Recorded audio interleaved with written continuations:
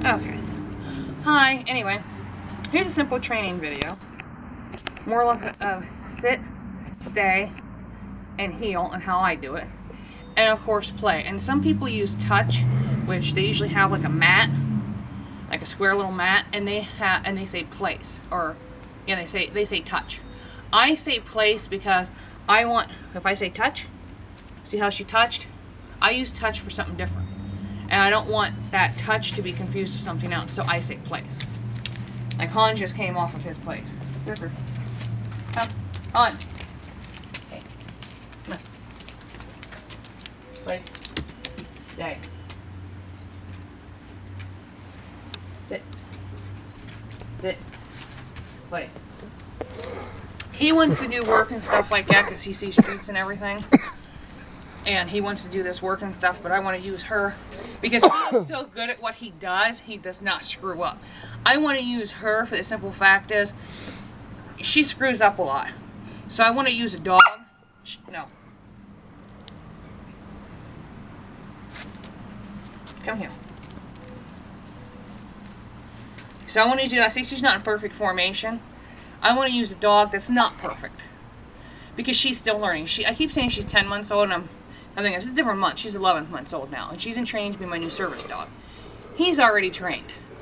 Granted, you can always train them to be even better and do more. But I wanted to show you and use a dog that isn't perfectly trained.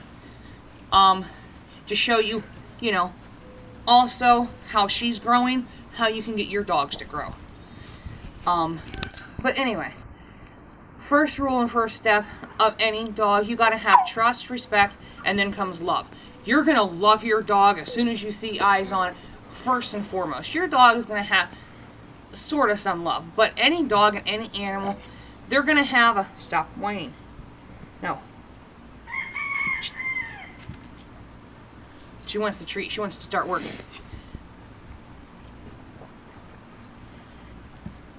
Her level is right up here. Right now I'm trying to get her levels to go down. No. But as first you want the trust and the respect. I know it's kind of hard not to laugh. You want to have trust and respect. And then comes love from your more or less dog. Because your dog is going to walk all over. Any pet's going to walk all over you. But you want to have, you know, sit, stay, and more or less heel. And I use heel and the whole follow me command into one. And the heel is very heel and follow me. Follow me. And I do it on my left side because you're supposed to.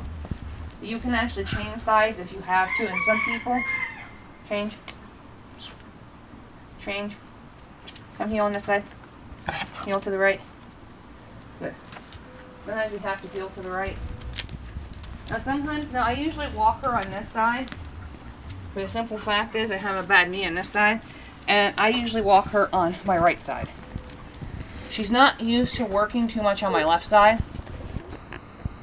Unless I'm working on this side. But she's used to working on both sides. It's supposed to be the left side, but some people, depending on the situations, do it on the right side. But I have her trained to go on either side. But it's whatever you prefer. But when I'm walking my dogs and doing a lot of stuff with my dogs, I've had some, you're walking your dog on the wrong side. Just like some people, you're supposed to, no. Stop. You're supposed to mount your horse on a certain side. Correct. But I've seen horses being mounted from both sides. If you can mount your horse from both sides, and get your horse to be mounted from both sides, awesome. But there is a right and wrong side for horses. But some people have been able to train their horses to be mounted from either or side.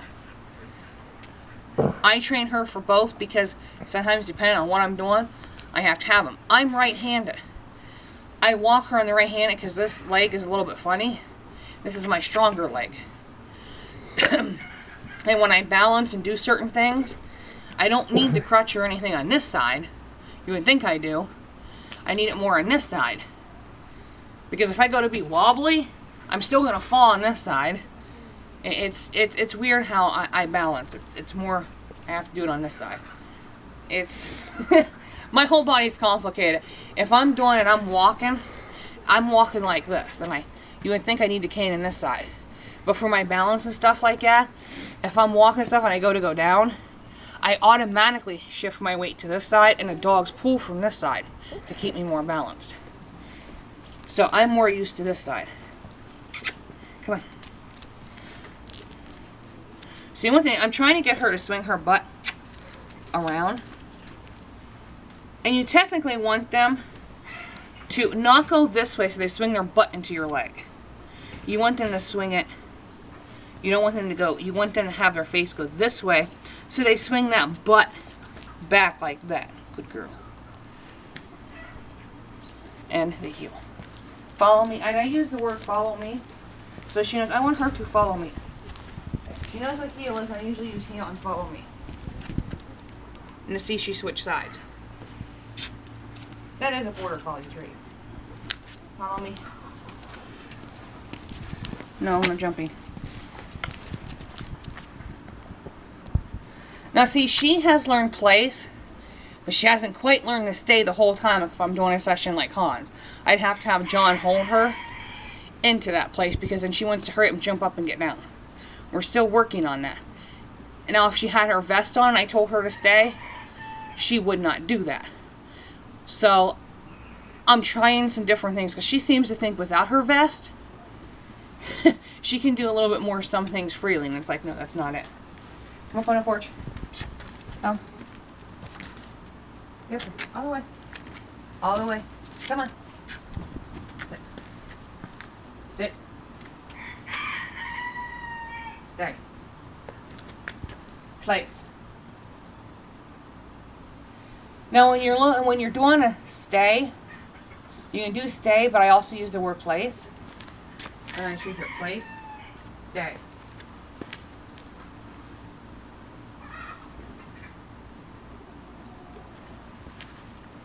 Good. Stay.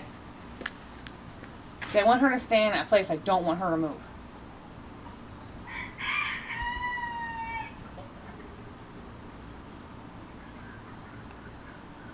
Stay. Stay. Stay. Hans, come. That. Kylo. Stay. Hans, come. Hans, come. Hans, come. Come on. Hans, come on. Come on. Stay. See, I'm trying to get her used to, if I call him off, I want her to stay. I did not call her. I do not want her. I want her to stay. Stay. Follow. Follow me. Come on.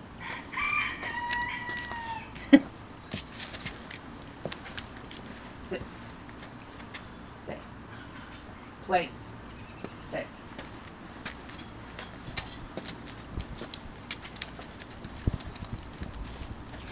No, Dad don't got nothing. Come. Follow.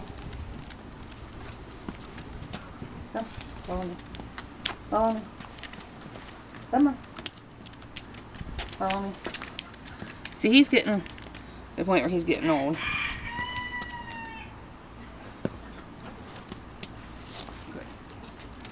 Good. He's used to being on my right side as well.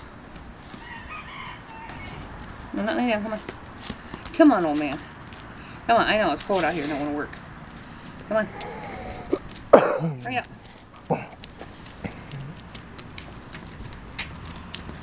Come on, old man. I didn't want him to sit, but 9 times out of 10 he usually sits.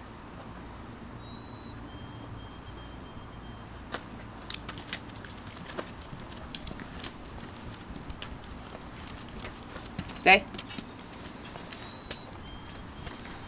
Come here. Boy. Try and get the treat my sleeve is on the way. Alright, go place. Come on, go place. Stay. Now see, she did actually good. She's doing a little bit better. That's what I wanted from her without her having to use the vest. And sometimes, now see, I'm feeding him a lot of treats. Hans is actually liking this. I weaned him off of treats. Sure, before, when I gave him treats, I didn't have to give him treats. It was like, good boy, alright, you did what I wanted, alright, good. It was that release because she did what I wanted her to do. I weaned him off of treats. Good girl. Good girl, you did alright, yes, good, good. You stay. Stay. Stay, good boy. Awesome sauce as always. Good. Alright, and you stay. Come on. Good girl. Awesome. Good. And what we do a little play. Because she did good. That's the whole thing. We're going to do a little play now because what she did her session, she did her play. That's her release. So, she did good. Before, I used to have to put her on a leash, have John hold her, or someone hold her, or tie her up. Because what she did is she watched Hans work. Now, she's seen what Hans did, so she's going to sit there and think, and it's sometimes good using another dog that's already trained, so the dog can see, hey, he just did that, and he got rewarded for it. But also, a lot of people are feeding their dog treats, Here's a tip. You can feed your dog treats when you first start out. That's good, you know. Good, you walk over and put your cigarette out. You can do that. You can, you know, when you're first starting out, feed your dog treats. So they get it. It's like, you tell them to sit, they sit, feed them the treat. You tell them to shake, you feed them the treat. But then slowly start taking the treats away because then the dog is going to start thinking, well, I just shook and you didn't feed me, because if you're out of treats, you're like, oh my God, what do I do?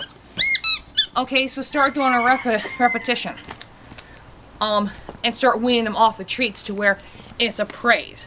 To where they start realizing, okay, well, treats are now being replaced by praise because dogs love praise. They love it. They're a good girl. Awesome. Yes, good. Good, yes. You got a little bit excited because then the dog is like, all right, I did good. It's what you wanted me to do. And you replace it with toys. So now the dog is willing to work for you to get that excitement, right? You like it, right? You don't have to get treats and cookies all the time. You just like it when Mom rubs you and say, good girl, awesome. And she likes it when I say, good girl, you did so good to get a butt scratch. Right? You're happy with that too, huh? Get a butt scratch. Now watch. Sit. Sit. Paw. Good girl. Good girl. Butt scratchies. Good girl. See? You're happy with that, right? Han's like, I want butt scratches now. The point is your dog is happy? Just getting that. After a while, you don't need the treats, do you? After a while, you don't need to continuously treat your dog with treats. And if you forget the toy, you don't need the toy because all you need to do is just give your dog some love and attention. Yes, you do. Give them some love and attention. And all you need to do is sit and stay. Now, before, I can never get her to stay that long. So that was actually a really big accomplishment caught on camera. That was amazing. Yes, and all thanks to him helping. But, what's your barking? No. And one thing is you have got to be a pack leader. You have got to, yes, you want your toy. You have got to, you know, you're basically in control of your dog, telling what to do, kind of like a parent is to a child. The point is you also got to trust your dog, put faith in your dog, and I have faith that one day she's going to get it and pick it up.